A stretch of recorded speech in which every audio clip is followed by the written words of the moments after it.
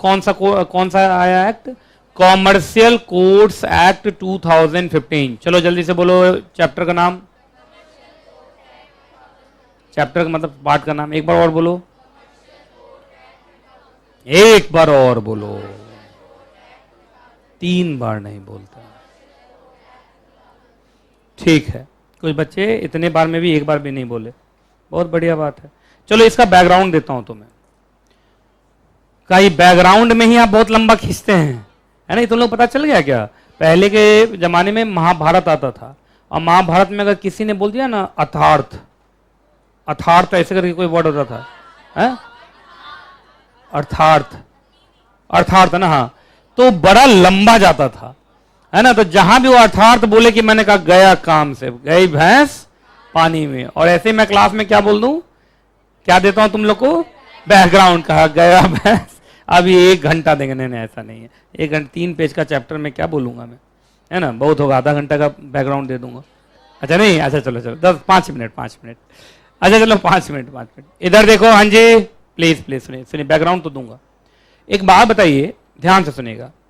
इस आजकल की जो सरकार चल रही, 2015 का है, तो आजकल की जो सरकार चल रही है, केंद्र सरकार की बात कर रहा हूं, ठीक है, वो उनका ऑब्जेक्टिव थोड़ा है ना बिजनेस को लेके है कि बिजनेस खूब हो, एफडीआई आए भारत में। तो वो लोग चाहते हैं कि बाहर के लोग पैसा लेके भारत में आए। तो भारत के बाहर के लोग आते हैं, यहाँ बिजनेस लगाते हैं, यहाँ के लोग तो जस के तस हैं, डिस्प्यूट करते हैं उनके साथ, और उनका केस कहाँ चला जाता है? कोर्ट में। कोर्ट में यहाँ लंबी लंबी तारीखें पड़ती हैं, वो फ्रस्ट्रेट हो जाते हैं और यहाँ से वो भाग जाते हैं। समझ में आया? ये था फॉरेनर्स के लिए। हमारे लिए भी ऐसा है। आज हम में आप में से कोई आदमी इस देश में बिजनेस करे, बिजनेस किया, कोई डिस्प्यूट हुआ, डिस्प्यूट चला गया कोर्ट में, 7 साल तक केस चला, बेचारे का बिजनेस बर्बाद। तो ये जो एक्चुअली एक्ट का नाम है, इसका एक्ट का क्या नाम है? Commercial court act. तो बताइए कैसे कोर्ट को बनाया जाएगा? जनरल केसेस के कोर्ट या कॉमर्शियल मामलों के कोर्ट? कॉमर्शियल का मतलब कौन सा बैकग्राउंड वाला? Business background court. लिखो बिजनेस, बीजी का मतलब बैकग्राउंड, बिजनेस बैकग्राउंड कोर्ट। अच्छा, बिजनेस बैकग्राउंड कोर्ट अगर काफी बन जाए और बिजनेसमैन वहां अपना झगड़ा लेके जाए और जल्दी से सुलझवाए, तो क्या बिजनेस का एनवायरमेंट अच्छा बनेगा? और बिजनेस पे ही सब कुछ दुनिया चल रही है आजकल। इकोनॉमिक डेवलपमेंट होता है, जीडीपी होता है, क्वालिटी ऑफ लाइफ अच्छी हो जाती है, सब कुछ तो बिजनेस से ही है। तो सुनो, अब मुझे लगता है तुम्हें बैकग्राउंड समझ में आ गया, है ना? तो इन्होंने क्या किया, अब कॉमर्शियल कोर्ट को थोड़ा अलग किया और नॉर्मल कोर्ट जो चल रहा है सो चल रहा है। ठीक है जी, आइए तो जल्दी बताइए, गवर्नमेंट ऑफ इंडिया ने ये एक्ट इंट्रोड्यूस किया। एक्ट का पूरा नाम यहां तक है, the commercial court, commercial division and commercial appellate division of high court act 2015। साफ देख के लग रहा है ये जितने भी कॉमर्शियल कोर्ट बनेंगे किसके लीडरशिप में? High court. High court state level पे होता है, तो ये पक्का हर स्टेट गवर्नमेंट को बनाना होगा। नहीं समझे? तो हर स्टेट गवर्नमेंट अपने हाई कोर्ट के किसमें? हाई कोर्ट के छत्र छाया में क्या बनाएगा? छोटे छोटे कमर्शियल कोर्ट। क्लियर है कि नहीं क्लियर है? मुझे लगता है कोई माने ना माने, गुजरात जरूर मान लिया होगा। गुजरात चलता किस पर है? बिजनेस। महाराष्ट्र चलता किस पे है? बिजनेस। ठीक है, यूपी बिहार जातिवाद नंबर 1 है कि नहीं? वहां मुझे पता नहीं बना है कि नहीं बना है, लेकिन गुजरात एंड महाराष्ट्र तो पक्का एक कोर्ट बना लिया होगा, क्योंकि उनको मालूम है बिजनेस से सब कुछ होना है। आइए जी, सबसे पहले इस एक्ट का पहला ऑब्जेक्टिव बताइए। To reduce the burden on judiciary. हर मैटर का या कॉमर्शियल मैटर का? तो क्या नॉर्मल कोर्ट में अब जाएगा बिजनेस वाला केस या कॉमर्शियल कोर्ट में जाएगा? अच्छा एक बात बताइए, इस दोनों को जोड़ देना एक साथ प्लीज। अच्छा, क्या लगता है कि ये सिर्फ बर्डन कम कर रहा है या फॉरेन इन्वेस्टर को भी अट्रैक्ट कर रहा है कि अगर हम यहां पैसा लगाएंगे, बिजनेस करेंगे, बिजनेस में कोई डिस्प्यूट होगा तो अलग से कोर्ट है? बोलो। तो ये दोनों को एक साथ जोड़ लेना, ही हो गया 2 पॉइंट। ठीक है, कुछ लोग गुस्सा में बोल रहे हैं यस सर। तीसरा, अच्छा एक बात बताइए, इनका एम्फेसाइज किस पर करेंगे? ये सारे डिस्प्यूट पर या ओनली ऑन कॉमर्शियल डिस्प्यूट? अच्छा, कॉमर्शियल में भी सारे कॉमर्शियल या जो स्पेशल इन नेचर होंगे?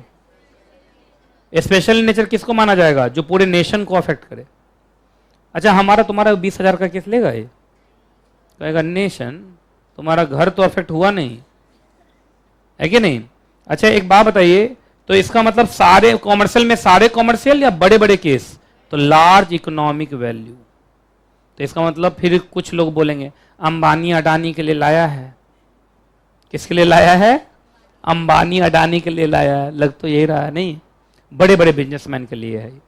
आइए, अच्छा एक बात बताइए, सबसे पहले आपको इस एक्ट में क्या किया जाएगा? कॉमर्शियल कोर्ट कॉन्स्टिट्यूट किए जाएंगे, commercial division, commercial appellate division, ये सब कॉन्स्टिट्यूट किया जाएगा। और ये सब किसके नीचे रहेगा? High court. तो ऐसे होगा, सुनो, सबसे पहले तुम्हारा केस कहां जाएगा? कॉमर्शियल कोर्ट में। उसके खिलाफ अपील कहां होगा? हाई कोर्ट में या हाई कोर्ट के कॉमर्शियल अपीलेट डिवीजन में? हाँ, ये समझ में आया? तो लो ऐसे लो, पहला केस कॉमर्शियल कोर्ट, उसके खिलाफ अपील, बोलो commercial appellate division of high court, उसके बाद सीधा सुप्रीम कोर्ट। ये मतलब हुआ ना। तो इसमें इन्होंने किसको बाईपास कर दिया? डिस्ट्रिक्ट कोर्ट को बाईपास कर दिया, नहीं कर दिया? डिस्ट्रिक्ट कोर्ट को, और जो सेशन कोर्ट है, मेट्रोपॉलिटन मजिस्ट्रेट सब नहीं होता बहुत सारा, तुम लोग सीआरपीसी में पढ़े होगे, फर्स्ट क्लास सेकंड क्लास, इस सबको क्या कर दिया? बाईपास कर दिया। आइए, अच्छा एक बात बताइए, फिर वही बात, छोटे केसेस या लार्ज इकोनॉमिक वैल्यू? अच्छा उसका क्या होगा पहले बताओ, उसका क्या होगा? नॉर्मल या स्पीडी रिड्रेसल होगा? कहेगा आप भी स्पीडी करिए। आ जाओ, कमर्शियल कोर्ट कौन बनाएगा? स्टेट गवर्नमेंट अकेले बनाएगा या हाई कोर्ट के साथ कंसल्टेशन में? किस लेवल पे बनेगा? डिस्ट्रिक्ट लेवल पे बनेगा, याद रहिएगा। और याद रखिएगा, स्टेट गवर्नमेंट किसके साथ मिलके? हाई कोर्ट के साथ मिलके आपको पिकनरी वैल्यू बताएगा, जो कम से कम 3 लाख तो होना चाहिए, या सच हायर वैल्यू। अच्छा 3 लाख से कम वाला केस जाएगा ना? अच्छा 3 ही लाख या सच हायर वैल्यू के लिए दे दिया होगा स्टेट गवर्नमेंट को पावर कि तुम 30 करोड़ भी लिख सकते हो, 50 करोड़ भी लिख सकते हो। तो एक मिनिमम वैल्यू होगा तभी केस जाएगा। अगला ऑब्जेक्टिव क्या है जल्दी बताइए, कि जो लोकल लिमिट के कोर्ट हैं, है ना, जो क्या है लोकल लिमिट के जो ऑलरेडी कोर्ट चल रहे हैं, क्या उसी को पावर दिया जा सकता है कि तुम ही बन जाओ कॉमर्शियल कोर्ट? बन सकता है, क्यों जरूरी तो नहीं नया थोड़ी बनाए। हाँ, जैसे डिस्ट्रिक्ट कोर्ट सब है, जो लोकल कोर्ट सब है, डिस्ट्रिक्ट कोर्ट सब है, उसी को पावर दे दिया कि अब आप भी एक डिपार्टमेंट बना लो और यही हो गया कॉमर्शियल कोर्ट। ऐसा भी हो सकता है, बहुत बार नया ना बनाए, पुराने में ही कुछ डिपार्टमेंट क्रिएट कर दे। अगला, उसके बाद सिर्फ क्या इतना ही करेगा या जज भी बनाएगा? जज भी, किसी को भी जज बना देगा या जिनके पास कॉमर्शियल मैटर का एक्सपीरियंस होगा? चलो जी, अब बोलो जल्दी से।